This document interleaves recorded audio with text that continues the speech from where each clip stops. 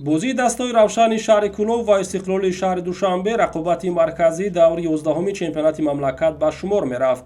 ин вохӯрӣ дар варзишгоҳи пахтакори шаҳри Бохтар баргузор шуда бо ҳисоби мусовӣ 1-1 хотима ёфт.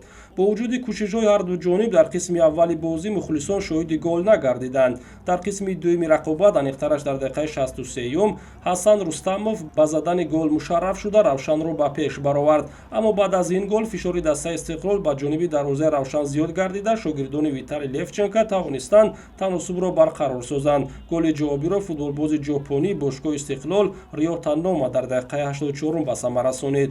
бо ҳамин натиҷаи 1-1 вохӯрии мазкур ба поён расид.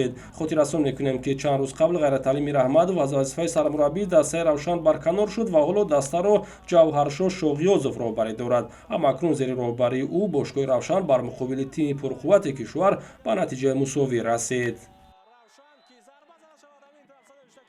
дар даври 11-уми чемпионати миллии мамлакат оид ба футбол байни дастаҳои лигаи олӣ тими Хуҷанд дастаи дигари ин шаҳр Эсхатаро дар майдони худ қабул кард. дербии Хуҷанд ба фоидаи дастаи Хуҷанд бо ҳисоби 5-1 анҷом ёфт. дар дақиқаи 12-уми бозӣ футболбози рақами 20 дастаи Хуҷанд Самандар Очилов ҳисобро кушод. Дилшод Бозоров капитани дастаи Хуҷанд дар дақиқаи 27-уми дидор туби дуюми дастаашро ба дарвозаи Эсхата зад. бозингари рақами 70 дастаи Хуҷанд Абдулмумин Забиров дар дақиқаи 31-уми бозӣ имконияти задани голи сеюмро ба дарвозаи Эсхата пайдо намуд. дар дақиқаи дуюми ба қисми аввали бозӣ илова шуда бозингари рақами 7 дастаи Эсхата Акобир Турдиев ягона голи ҷавобиро вориди дарвозаи Хуҷанд кард. дар дақиқаҳои 65 ва 75-уми бозӣ ба футболбозони тими Хуҷанд Дилшод Бозоров ва Тоҳир Маладустов задани боз яктои туп ба дарвозаи Эсхата муяссар шуд ва вохӯрӣ бо пирӯзии соҳибони майдон ба анҷом расид. ба бозингарони дастаи Хуҷанд Муъминҷон Гадойбоев ва